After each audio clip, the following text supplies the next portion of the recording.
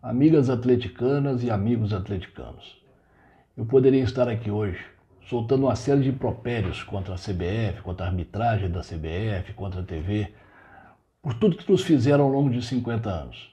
Mas eu vou, com serenidade, fazer um apelo para que eles reflitam e não repitam os erros e equívocos do passado. Pois bem, em 1977, Reinaldo foi expulso em uma partida no início do Campeonato Brasileiro. Inexplicavelmente, o julgamento do Rei só foi marcado para antes da final contra o São Paulo. O camisa 9 ficou de fora da grande decisão e o Galo foi batido nos pênaltis. Nesse jogo, o árbitro ainda deixou de expulsar Neca e Chicão, que agrediram covardemente e quebraram a perna do meia Ângelo.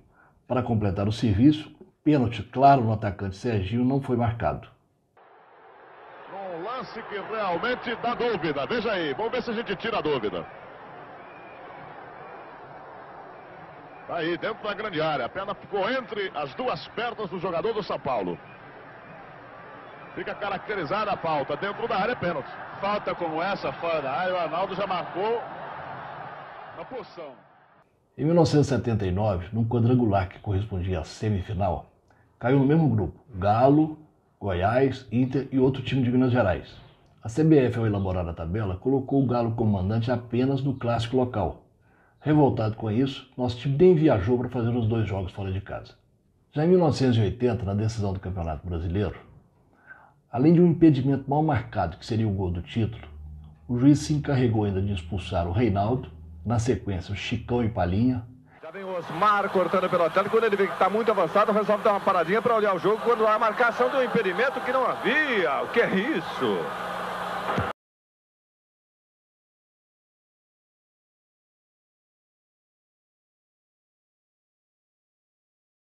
Um absurdo, hein, Solera? Uma coisa impressionante, essa marcação de impedimento, prejudicando demais o time do Atlético Mineiro, porque era jogada aí com 80% Opa, de possibilidade vermelho para o Reinaldo, cartão vermelho para o Reinaldo. Cartão vermelho para o Reinaldo. Solera, pelo túnel do Flamengo, que entrou de gente é uma barbaridade. É uma barbaridade que entrou de gente pelo túnel do Flamengo, apesar de ter um segurança. E já levou o vermelho. E o Osmar está perto. O fato é o seguinte: é muita gente no gramado, muita gente, muito torcedor. Isso pode até agredir o jogador do Atlético Mineiro. E nós não estamos de acordo com isso aqui no gramado do Maracanã. É uma vergonha o que está acontecendo no Maracanã. O Flamengo é campeão brasileiro, está certo, com toda a justiça. Mas o que tem de pessoas estranhas no gramado não está no gibi. Palinha agora é expulso também. Quer dizer, daqui a pouco o Atlético não terá jogadores para terminar esse jogo. O negócio é o seguinte: o que entrou de gente pelo túnel do Flamengo, a gente não pode concordar, Márcio Guedes, porque eu nunca vi isso no Maracanã.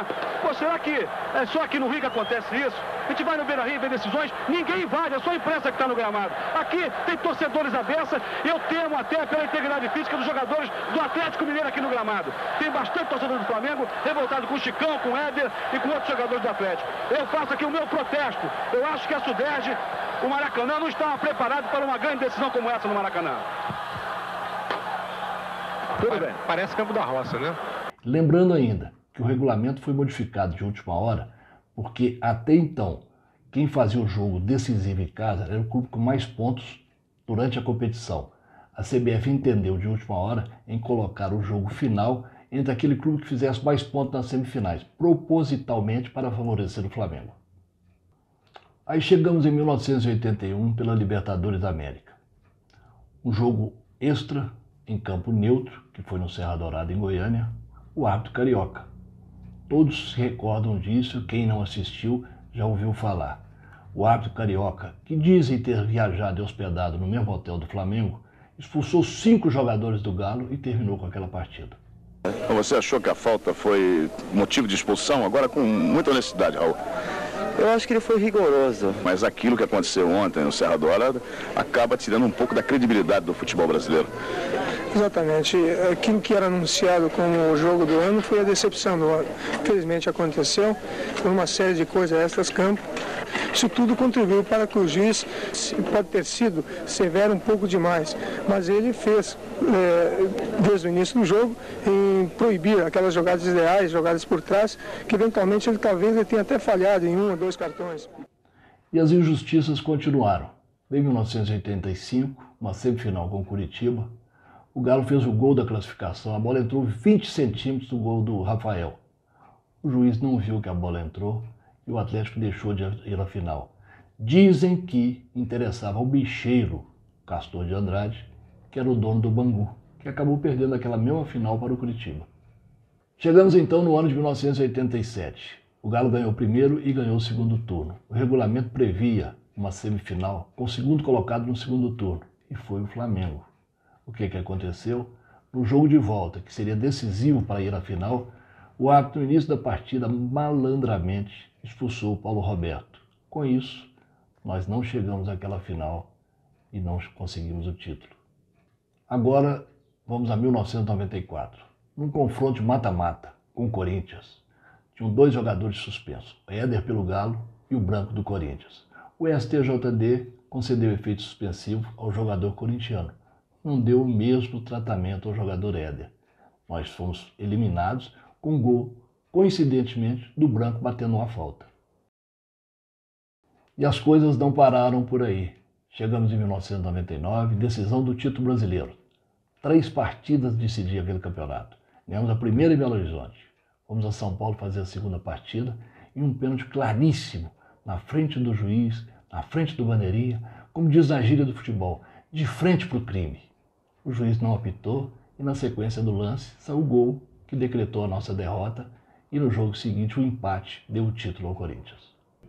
Em 2007, pela Copa do Brasil, um jogo decisivo com o Botafogo, nós havíamos empatado em casa por 0-0, lá no Rio de Janeiro, uma penalidade clara na frente do juiz, ele não teve coragem de apitar um pênalti e nós fomos eliminados. No dia seguinte, ele foi para as televisões pedir desculpa à torcida do Galo. Nós já estávamos eliminados. Não vi o lance, depois cheguei em casa, analisei, olhei e foi pênalti, que tem nada. E saímos então da época do mata-mata e fomos para os pontos corridos. Nem por isso a coisa mudou. 2012, Campeonato Brasileiro, o nosso concorrente direto era o Fluminense. Os árbitros tiveram um comportamento diferente em jogadas similares. Sempre a favor do Fluminense e em desfavor do Galo. Tudo isso sem contar que no Clássico Mineiro, a partida que foi até mais de 50 minutos, no lance que decretou empate, que seriam 3 pontos do Galo, houve uma falta escandalosa no Guilherme feita pelo jogador Montijo. O juiz não deu, deixou seguir e o jogo terminou empatado. Só ali foram 2 pontos que ficaram pelo caminho. Esse mesmo campeonato, propositalmente, o STJD tirou o Ronaldinho de uma partida com o Internacional que nós fomos derrotados. Esses 3 pontos fizeram falta no final.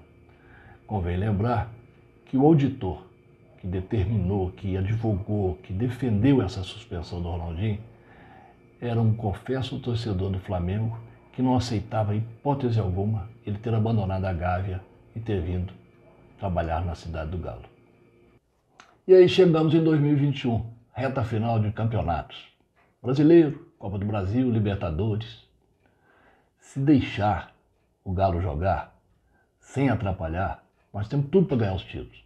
Então, senhores dirigentes, notadamente da CBF, os interesses da televisão que tanto determinam resultados, chega. Deixa as coisas correrem com naturalidade, com imparcialidade. Se assim acontecer, eu tenho absoluta convicção de que o Galo ganha 1, ganha 2, ganha 3, quem sabe até 4 títulos esse ano. Então, por amor, sejam isentos. Chega, basta.